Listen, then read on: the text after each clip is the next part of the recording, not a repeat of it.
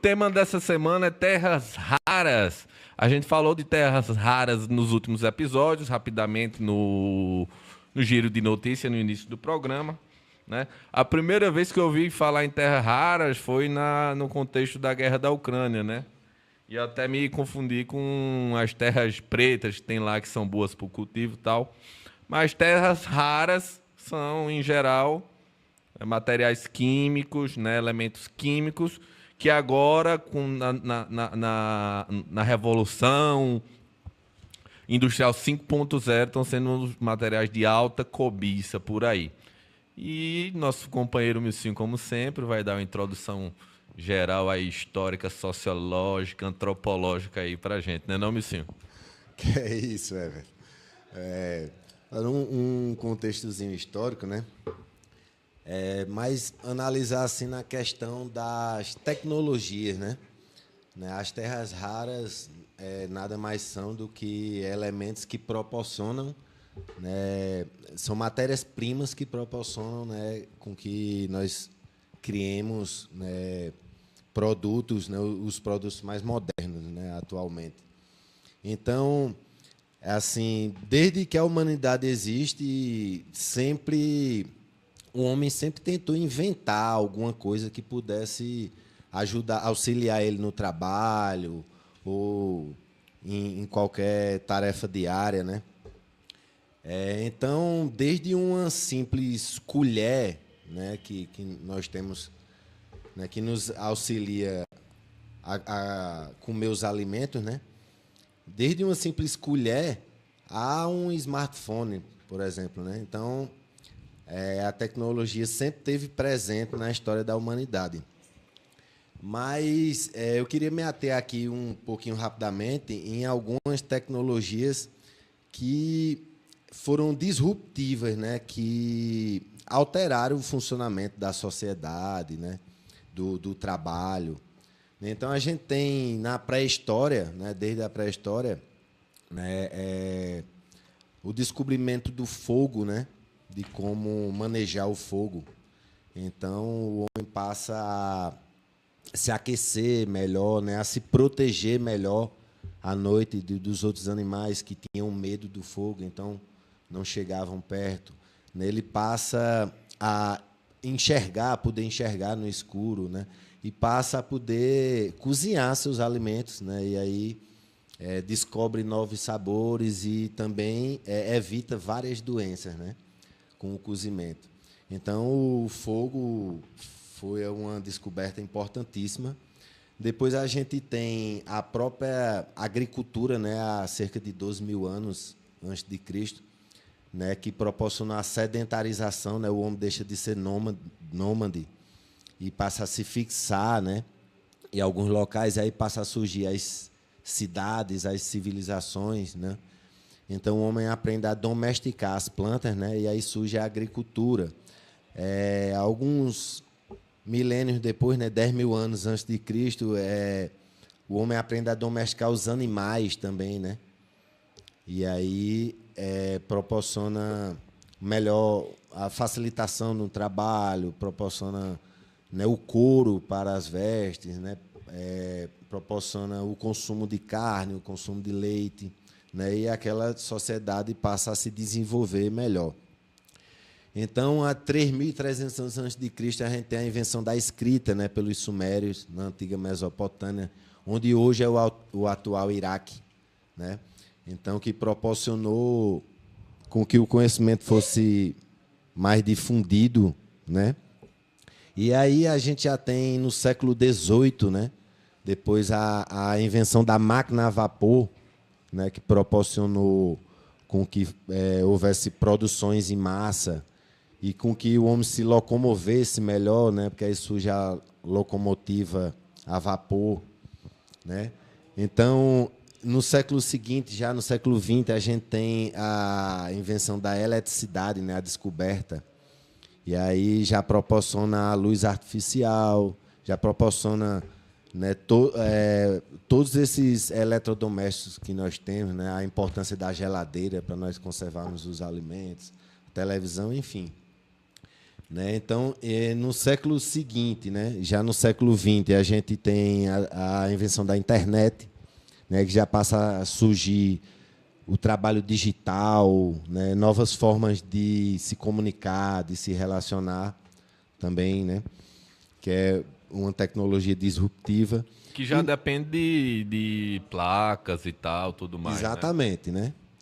E aí nós temos, já no século XXI, agora, né, no início do século, o surgimento dos smartphones, né, dos computadores e depois dos smartphones, que aí já proporciona você ter um computador portátil, né, e que cabe na palma da mão, né? E atualmente nós temos a invenção, né, da inteligência artificial, que que é outra tecnologia disruptiva, né? Que aí vai alterar todas as relações, né? De trabalho que nós temos, né? De comunicação, de aprendizado, né? Todas as relações sociais. E para nós termos essas tecnologias atuais, né? A inteligência artificial, os smartphones, né? Dentre outras, nós precisamos das terras raras, né? Que são 17 elementos que eu acho que Clodoaldo vai explanar melhor aí quais são esses elementos, mas que desses elementos são produzido todos os equipamentos da atualidade, né? Desde a indústria, né, de energia, né, as usinas eólicas, né, os painéis solares, a indústria armamentista, né, a própria indústria de guerra necessita, né, os mísseis atuais. Então, toda tecnologia atual depende desses minerais de terras raras, né?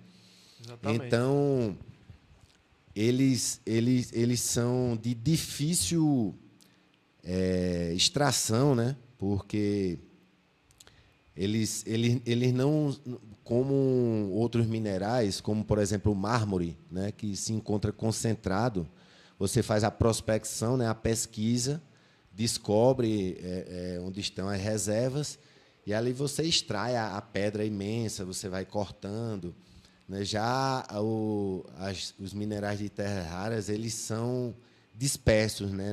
São heterogêneos no próprio solo. Você pode encontrar um grão aqui e outro grão, né, muito distante, e outro são grãos dispersos e misturados. Então, requer um processo complicado e de muita tecnologia. Caro, né? Milcinho, a cada 1 quilo de coleta lá de areia, 1 grama é que é o material que vai ser utilizado na tecnologia. É 0,1% de aproveitamento, a média. Muito pouco, né? É isso.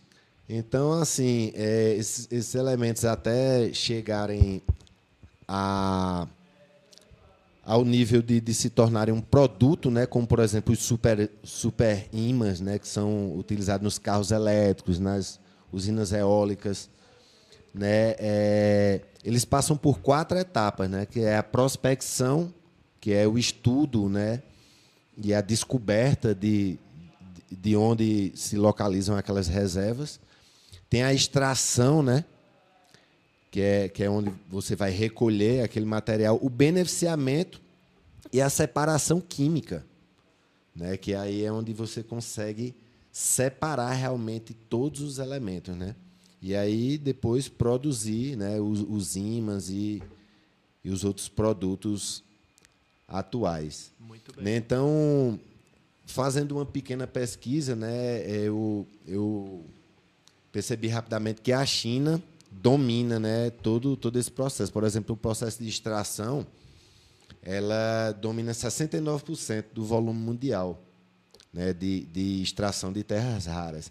E no refino e processamento, né, que é a parte mais complicada, né, a separação química também, ela domina 90%, né, do mercado mundial. E da fabricação desses super ímãs, né, ela fabrica 98% desses super ímãs Pois é. existentes, né, no mundo hoje. Então, para você ver, só trazendo aqui um pouco para o Brasil, né, para a gente dar início aqui às nossas discussões, né, Clodoaldo explanar ali, explicar um pouco melhor assim, esses elementos, como eles funcionam, e aí a gente partir para a discussão.